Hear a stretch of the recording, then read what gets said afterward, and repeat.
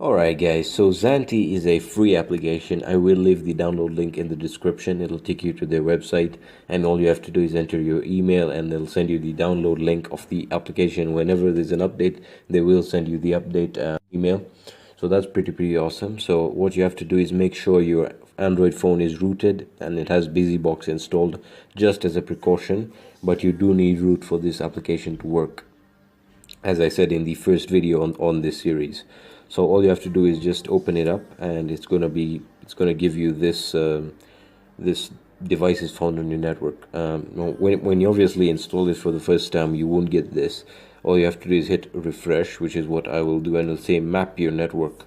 So this is basically mapping all the devices connected to your network. So you can also click on clear logs, delete all the scan results, and intrusive scan.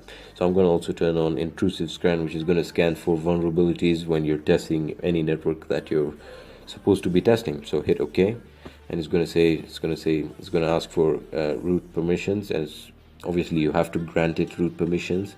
And it's going to say devices found in network and mapping the network. So it's actually mapping the network now. Give it a few more seconds, and yeah. Alright, so once the scan is done, it will give you this this prompt. Will say network scan complete, send tweet. So you can actually send a tweet to you when it's done if you're doing it remotely. But I'm not going to do that. I never do that. It's kind of stupid actually.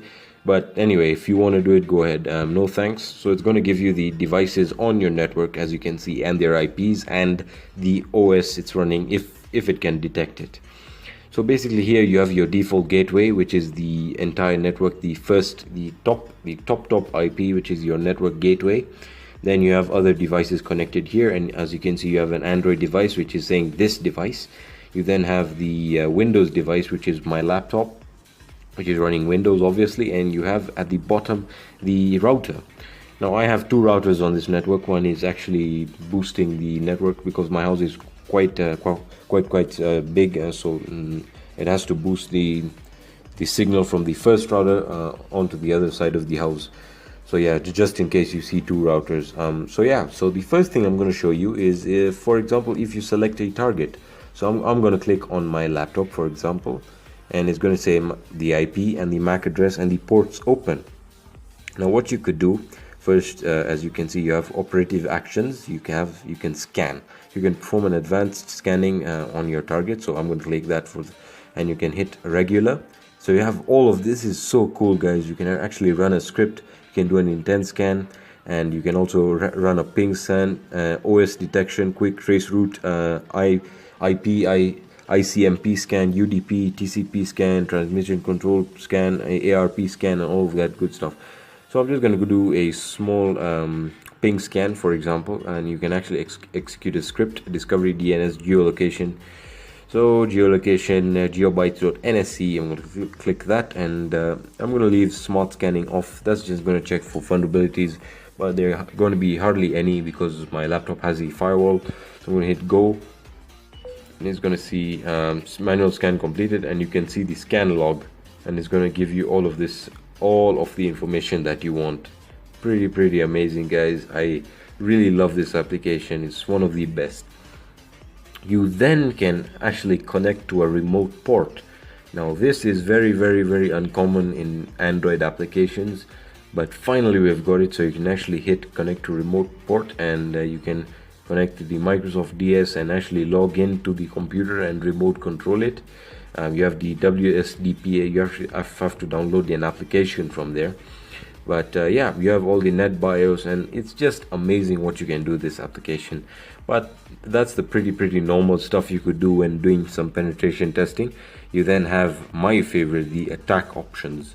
So you can actually check for weak passwords. So I'm going to click on that, and cracking method, small dictionary. Obviously the bigger the dictionary the better, so huge dictionary.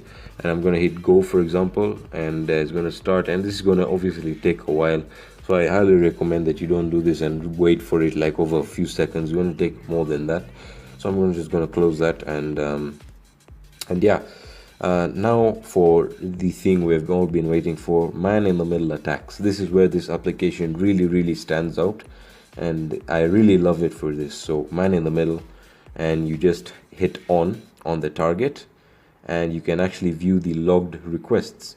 So you can hit log request and you can see BBC, all the websites that I've visited or am visiting, and actually tells you if it has passwords.